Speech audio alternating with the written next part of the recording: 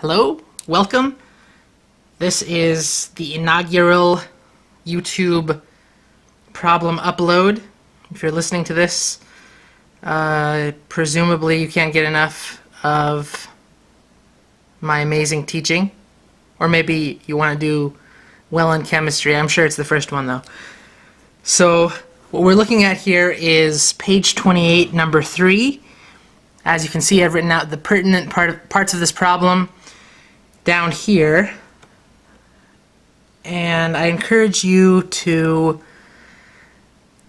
do this problem on your own before watching this walkthrough. That way you will have something to compare this to, and it'll be good. Yeah. So I'll just go ahead and wait.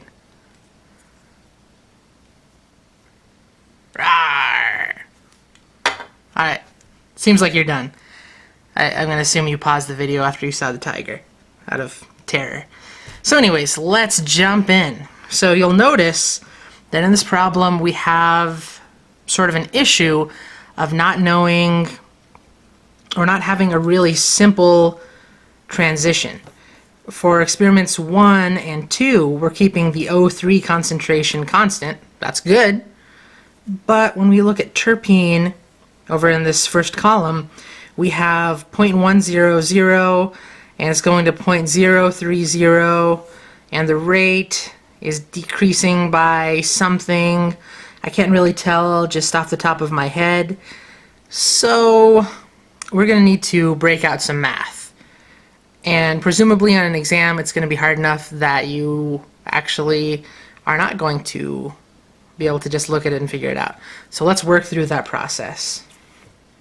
Now you'll recall that for any of these equations we can write a rate law that looks like this. The rate is equal to K times the concentration of, move this down a bit, terpene to some exponent x times the concentration of O3 to some exponent y. This is just our rate law. This is a very generic statement. It doesn't really tell us anything. This is just the general form. Note that no matter what concentration we're going to plug in here, K is going to be the same every time for this combination of reactants, which is again terpene and O3. We can change this, we can change this, we can change this, but K is always going to be the same. And you'll notice, actually, we have a rate, that's our column over here. We have concentration of terpene and concentration of O3. So those are all there. K will always be the same.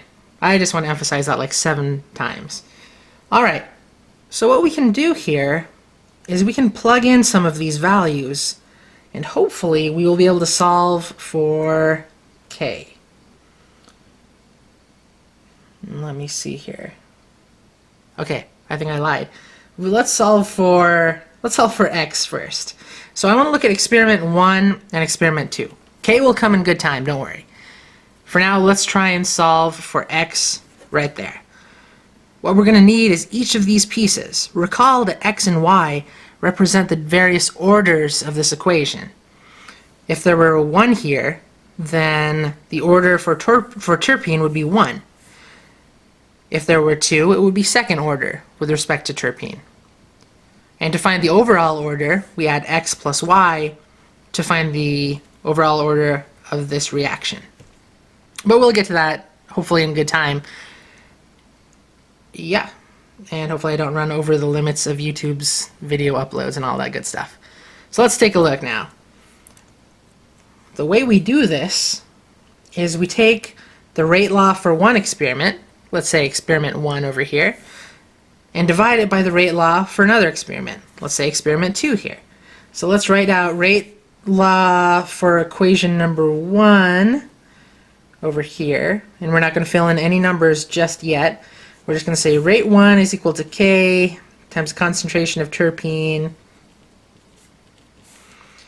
to the power of x, and you can still see what I'm writing. This is good. Then we've got O3 to the power of y.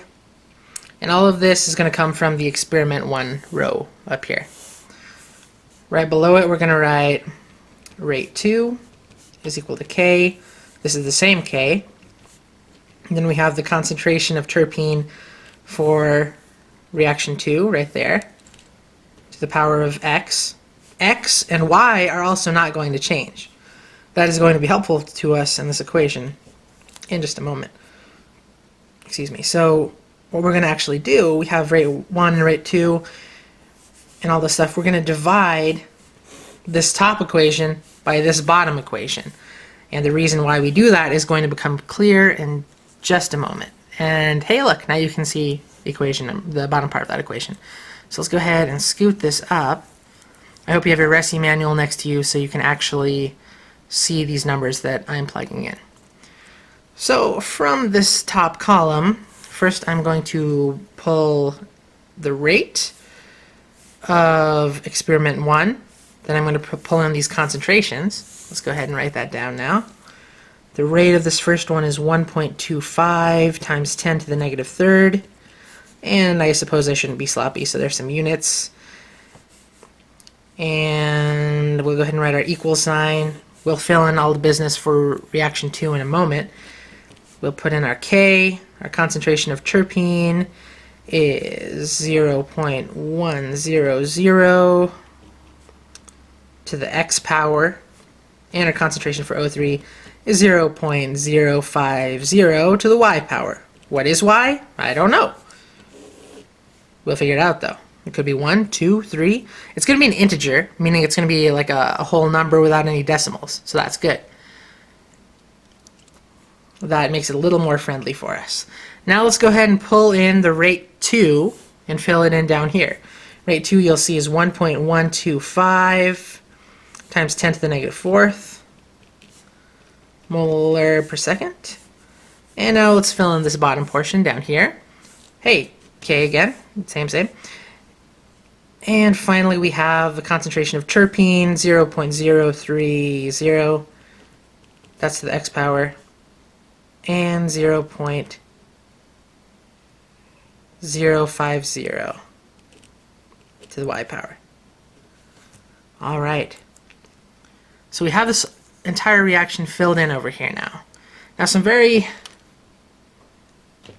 good things happen because of how we set this up. Notice that in our column between reaction 1 and 2 that the values of O3 don't change. Well, that's good because when we go back down here, those are going to cancel. Now I have some of my kids' crayons next to me, which is very useful for scratching things out. By the way, I have kids. News. Exciting news for people who watch the YouTube videos, I guess.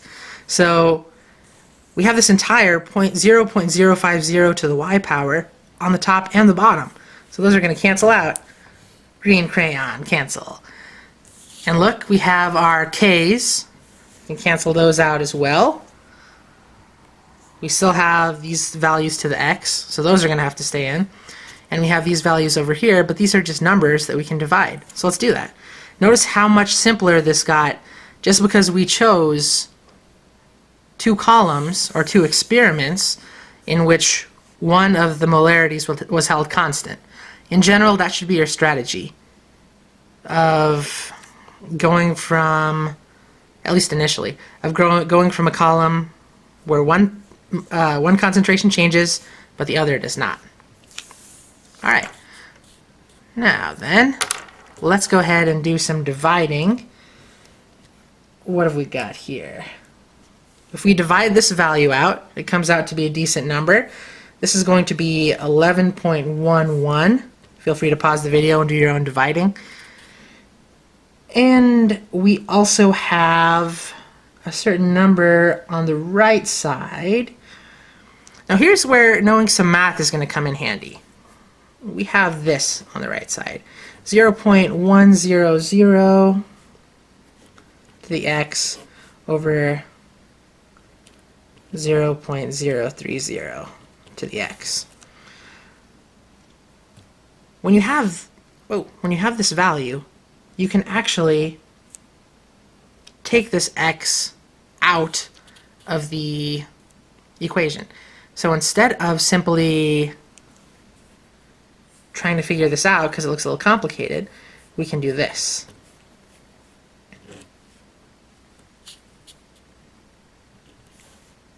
Zero 0.100 over 0.030 to the x. If you don't believe me, then give this a try. This is just going to be a little sidebar here.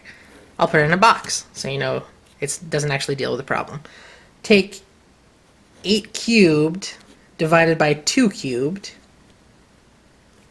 and then compare it to 8 over 2 cubed. They'll both equal 64. That's just one example of how that properly works. But for me, in an exam situation where I'm not really sure what's going on, I'm confused, disoriented, terrified, all that stuff, I like to have little things like this to remind me what's going on. Anyways, so now we can go ahead and do this math over here. We find that 11.11 is equal to 3.333 to the x power. And here's where we need to use another one of our math skills. We want to bring this x out in front. You can use a couple of processes to do this. You can take the natural log of both sides, which is what I'm going to do, or you can take the log of both sides. Either way, you're going to get the same answer. The mathematics of y really isn't that important. Suffice it to say it works. If you want to look more into that, feel free to ask your math professor. As for me, I honestly don't remember, except that I know that this works. So take my word for it, or go seek further proof if you like. So let's take the natural log of both sides, why not? Natural log of 11.11 is equal to the natural log of 3.333, and then this x is going to come in front here. Finally, we're going to divide both sides by the natural log of 3.333. So I'll write that here. Natural log of 3.333 divided by the natural log of 3.333. That cancels out. So essentially we have a value for x that's equal to this. And we are going to find that x is equal to 2. All that work for the number 2. Isn't it great? I'm sure you're happy about that. And so that fills up our first piece of paper. But now we know that whenever we fill out this rate equation, that instead of x here, we're going to put in a 2. So I'm going to go ahead and scratch that. Oh, hey, crayon. All right, let's scratch this out. And yes, so this is for terpene. X is equal to 2. All right, good stuff. And I think I'm going to break this video up and go through the next part a little faster. So let's give that a go. All right, welcome back. We need to solve for y now. We've solved for x, but y remains an unsolved mystery. What are we gonna do? Well, that actually is a pertinent question, because when we're solving for the constant, or for the order of terpene, notice by the way it's second order because there's a 2 in front. Yay, second order. We had a situation where O3 was constant between 2 experiments. If we look for a similar experiment where we change the concentration of O3, but the concentration of terpene does not change, well, we don't have one. So that's going to be problematic. Or is it? Actually, because I said actually a lot of times actually, excuse me, we can use this 2 here to our advantage. We can put in this equation, and even if the terpene values don't cancel out, we're not going to have to deal with x if we just plug in 2. And so you're going to see what I mean in just a moment.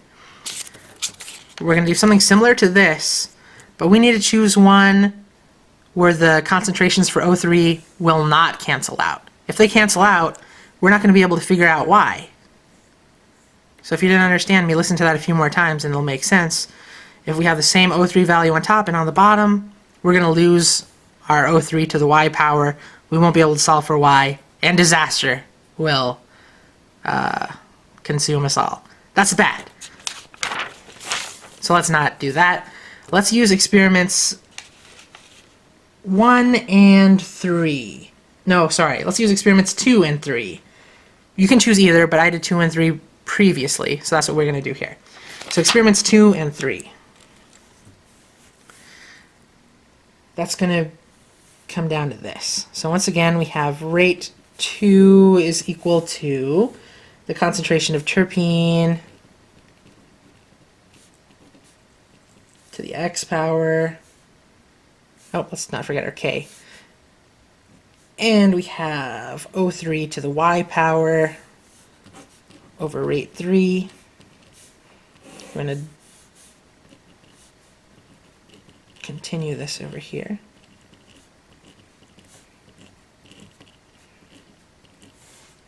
Now let's fill in some values between this.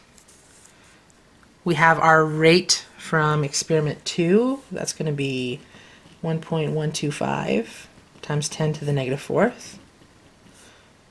We'll fill in K. Now we'll go ahead and fill in both our value for terpene. That's 0.030. And we're going to throw in our value for X. Recall that was a 2. Now let's go on. Our concentration for O3 was 0.050 to the y power. We're going to divide that as you see up here. The rate for experiment 3 is 6.9 times 10 to the negative fifth. K is down there. And we have 0.040 to the second power. That's our terpene value. For O3 we have 0.035 to the y power. So we said that our X values, or sorry, our concentration of terpene values are not going to simply cancel out. The reason that's okay is because these are just straight numbers. We can find a number here, 0.03 squared, 0.04 squared, and we won't have any to the X power to worry about. So let's actually do this math. Go ahead and do it on your calculator. You should find, I'm taking some shortcuts here, so pause if you're working along with me and do the math. You should find 2.899 is equal to 1.429 to the y power. So I took a lot of, or I skipped a lot of steps there. I'm going to leave it to you to work those out. Recall that the y's are going to cancel, or sorry, that the k's are going to cancel here, but the rest we're going to actually use mathematically. We're going to take the log of both sides, or the natural log. That's what we've been doing, so we'll keep up the natural log. 2.899 is equal to y times the natural log of 1.429. We're going to divide both sides by the natural log of 1.429.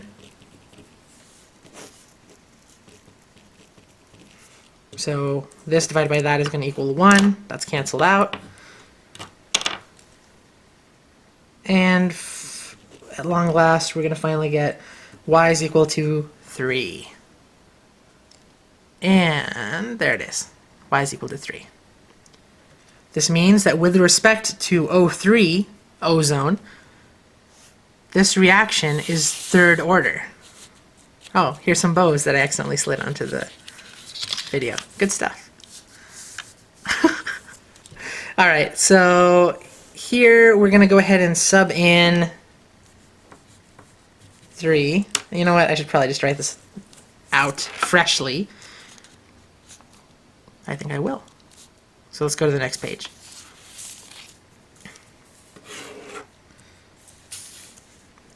The rate is equal now to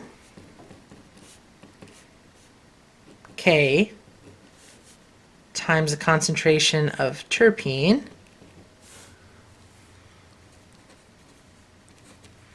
to the second power.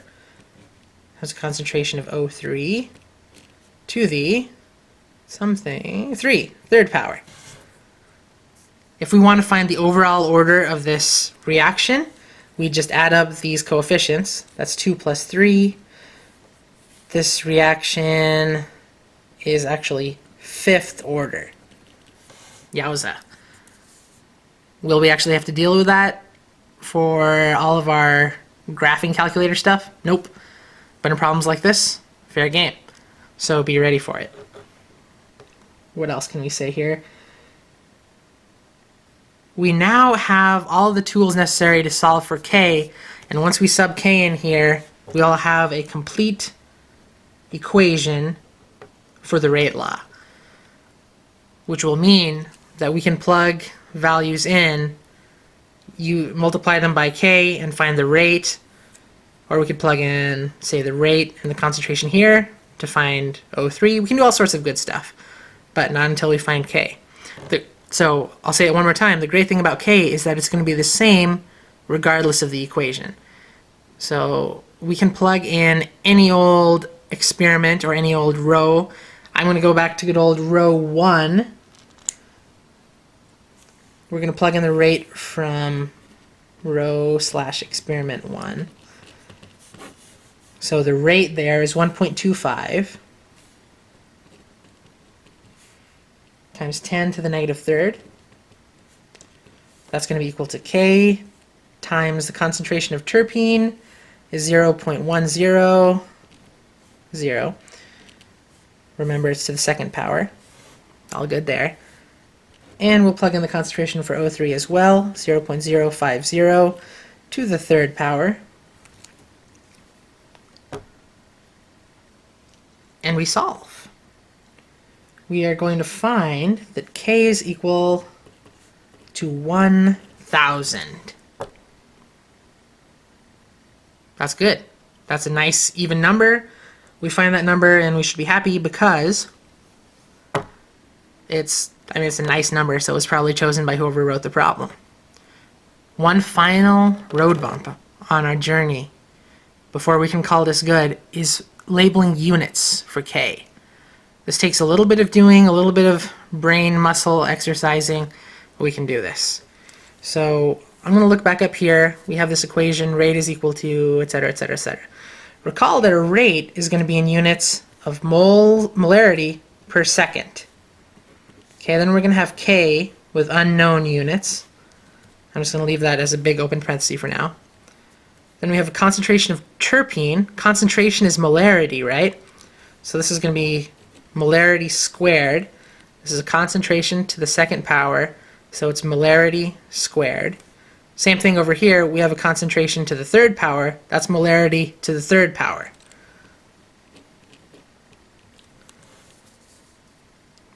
So we can multiply these together. We're going to find, we want the left side of the equation to be molarity per second. And on the right side, we're multiplying by molarity to the fifth. So immediately I know that I have too much molarity over here. I'm going to need to divide some of this molarity out so that I only have one left over. Also, I need seconds to be below this.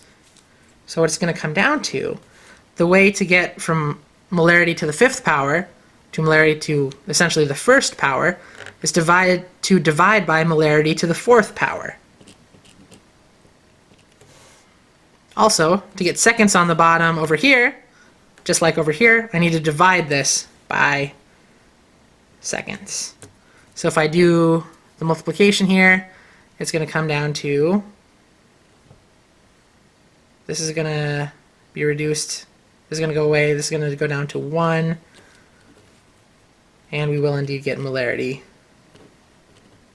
Or sorry, I messed that up. So this is going to go down to a unit of 1. This is going to be totally canceled out, and we're going to get molarity per second.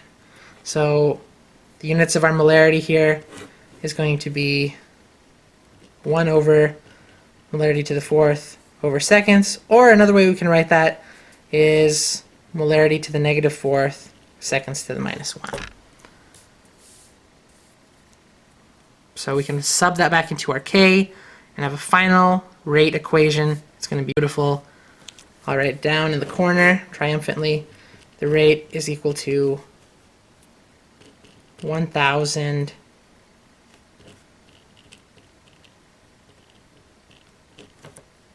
moles to the -4 seconds to the -1 times the concentration of terpene to the second power times the concentration of O3 to the third power. Oh, and that was all off the screen. But there you go. And now you know everything there is to know about this type of problem. You are a complete pro for watching like half an hour of me talking about rate law. Thanks for watching. Leave your questions as comments. Give me advice if something just completely terrible has happened in this video. I'm too loud, you can't hear me. It's too bright, it's too dark, etc.